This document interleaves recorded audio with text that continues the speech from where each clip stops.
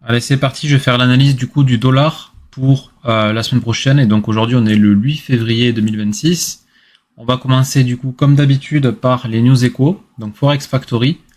Attention, cette semaine, il y a deux news majeures, donc Unemployment Rate, donc c'est NFP, ok, et CPI. Donc c'est deux news majeures, il faut éviter à tout prix de les trader, ou en tout cas ne pas avoir de position durant ces news-là, parce que ça peut cramer un compte. Alors certes, vous pouvez aussi exploser un compte en positif, mais là le risque c'est de jouer au casino et de cramer potentiellement un compte et ça vaut pas la peine, en fait, tout simplement. Donc mercredi, vendredi, extrême prudence. Donc là forcément je déconseille de trader sur ces deux jours. Et lundi, tradable sans problème. Mardi, tradable, attention quand même un petit peu aux news rouges. Et jeudi, tradable. Attention aussi à la news rouge du coup l'après-midi. Donc attention, danger mercredi et vendredi. Concernant du coup l'analyse du dollar, donc on part directement en weekly. Donc en weekly, j'ai toujours ma zone majeure de buy side liquidity en haut avec pas mal de liquidités à aller chercher avec des equal high à ce niveau-là. Et quand on regarde le graphique, on a ici une prise de liquidité majeure très très forte. Donc on se met du côté de la smart money et on va chercher de la hausse, d'autant plus que à ce niveau-là, on vient d'invalider du coup un gap baissier, on vient de créer du coup un IFVG haussier weekly à ce niveau-là, donc un gros support weekly. Et si on descend également en daily, on observe du coup qu'on a des supports daily à ce niveau-là.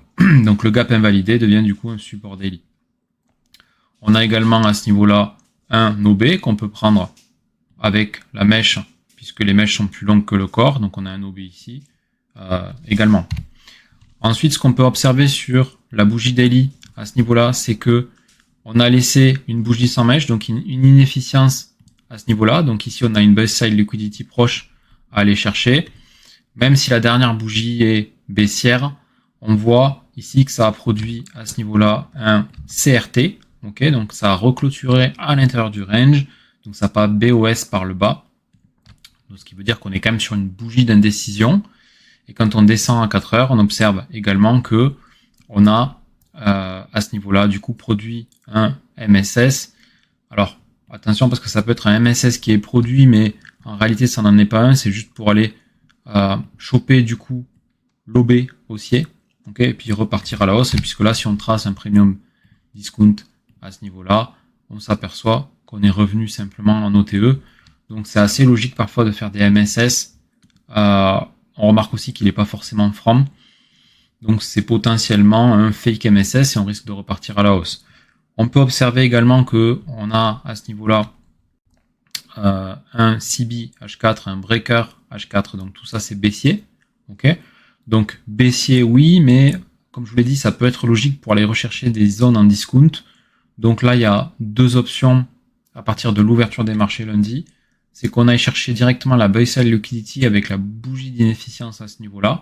Et dans ce cas, on invaliderait du coup ces deux supports, donc ces deux supports baissiers, ok, pour aller chercher la hausse à ce niveau-là. Là, le deuxième scénario, qui pour moi est quand même celui qui est un petit peu moins probable, c'est qu'on aille liquider du coup cette sell side liquidity à ce niveau-là, avant de repartir du coup à la hausse. Donc là, on va se fier au comportement du marché, à voir ce qu'il nous donne. Et dans ce cas, on liquiderait à ce niveau-là pour ensuite repartir à la hausse. Donc ce sont deux scénarios. Donc certes, là, je montre d'un côté une hausse, d'un côté une baisse, donc c'est un petit peu, vous allez dire, c'est un petit peu facile.